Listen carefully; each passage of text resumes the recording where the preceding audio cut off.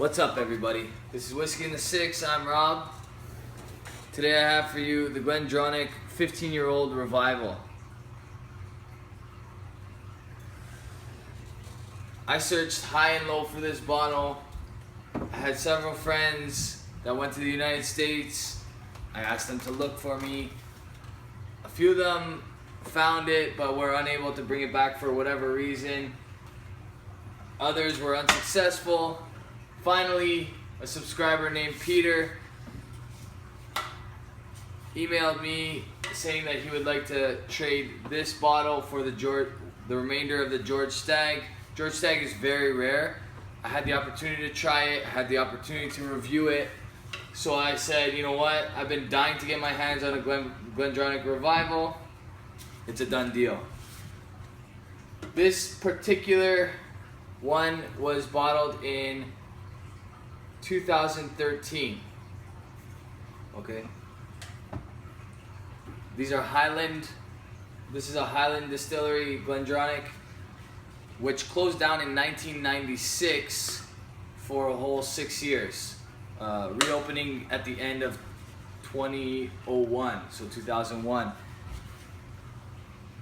This particular Glendronach actually doesn't chill filter any of their whiskeys right now. Not that I've yet to see a Glendronach whiskey that's been chill filtered. They're all non-chill filtered. They're all no added color. This one's bottled at 46%. Most of them are bottled at 46% except for a couple of the specialty ones as well as the 12-year-old. The 12-year-old is bottled at 43%. This particular Glendronach Revival has been sitting in the glass for about 20 minutes. And the reason for that is the 1 minute per age year on the bottle doesn't apply to this particular dram. And that's because when they closed down for 6 years, they decided to use older whiskey in some of their younger expressions to get themselves back into the market. So the 2013 actually has predominantly, or it's actually considered an 18-year-old Scotch. 2014 would be a 19-year-old. At some point, I think it's in 2018, it'll go back to being a 15-year-old Scotch, but the new expressions up until 2018 will continue to age, or they'll be using older whiskeys for those expressions. I'll attach the article that goes greater into detail at the bottom of my description, so you guys will have a chance to click in and read it. It's actually really interesting.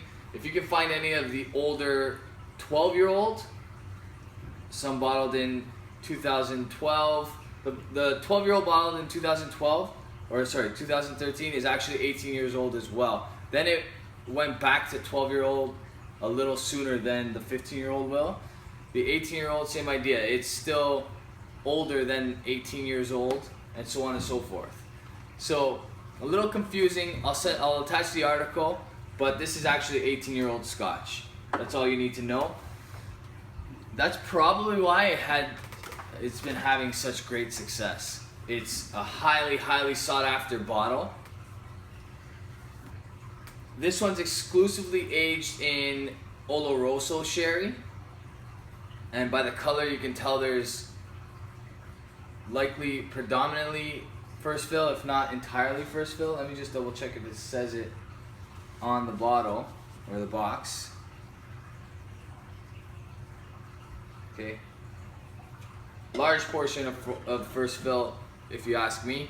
I compared it to some of the color of my other scotches, like a Tomatin 18-year-old, and this was much darker. Okay, they actually tasted kind of similar. I would say this is a little more smoky, but they are very similar, the 18-year-old Tomatin and the Glendronach Revival.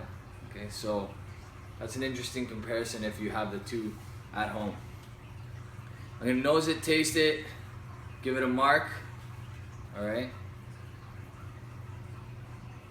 Okay, super sweet, a lot of dark fruit, a lot of cooked down type jams, like red fruits, strawberries. You get dried fruits like dates and figs and raisins. And there's a hint of charcoal in the background. It's a pretty smoky sherried whiskey. I haven't had too many that are so smoky. And smoky and peaty are two different things. I've explained that in the past, but smoky comes from the char of the barrels, whereas peaty comes from drying the barley with peat moss, okay? This one is smoky, not peaty at all.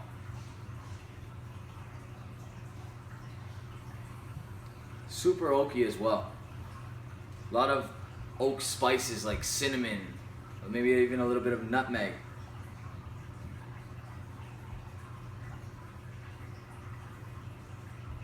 Get some orange in here as well. Orange fruit.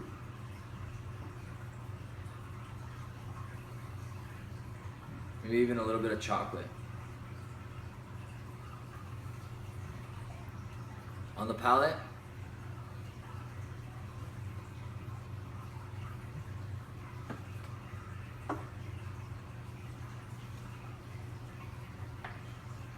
super sweet, incredibly smooth. Bottled at 46%, you would never tell. Doesn't need any water, but I have tried it with a touch of water and it does change it up a bit in a positive way, but it doesn't need it. It's really, really good without. Without water, you're getting more chocolate, darker fruit, a touch of orange, a lot of smoke. On the palate, you get almost that aftertaste of smoking a cigar at the end of, throughout the finish, I would say. Throughout the finish of the sip, you get that tobacco smokiness.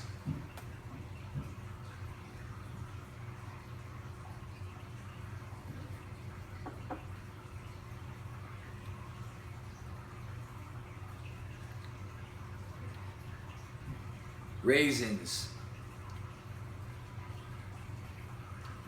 Just super fruity. It's incredible. Honestly, this is one of my favorite whiskeys I've ever had. I don't want to say it's my favorite. I've had a few days where this was outstanding for me, and then a couple days where it was really good, just not incredible. That always depends, and this is why it's important to try a whiskey on several different occasions, because some days it doesn't agree with whatever's going on with your palate that day. All right, so more good days than not, more great days than good is what I mean. Really, really good stuff. This is an 8. I was thinking when I first tried the first couple days, I was borderline A+. As I settled down from the excitement, settled down from the novelty of actually getting this particular bottle, I compared it to some of the stuff that I already have, and yes, it's excellent stuff. It's up there with some of the best stuff I have. A couple people asked me what's better, this or the Macallan Rare Cask. I'm gonna go with this. It's simply better. Okay, not incredibly better, but for the price you're paying for this and for the price you're paying for that, it is better. But Macallan Rare Cask is an excellent dram. That doesn't take anything away from that. This is almost impossible to find, and they're not going to be making it as good as it is in the future, because it's going to go back down to 15 years old eventually. Okay, so this 2013 edition, excellent. I'm sure the 2014 edition is excellent as well, because that's actually 19 years old. So, but in, I think it's a couple of more years, it's going to go back down to the 15 years old. So A, it's pushing A+. It's as close to an A+ as it gets. It's as close to an A+ as any of the whiskeys I've had, but just not there yet. There is something holding me back from giving it that A+. Okay, so that's a solid A for me. If you have an opportunity to pick up a bottle of Glendronach 15-year-old Revival, I highly, highly recommend it. It's going to be very hard if you live in Ontario. You're going to have to find it in the United States, but it's definitely something you need to buy. All right, that's a solid A.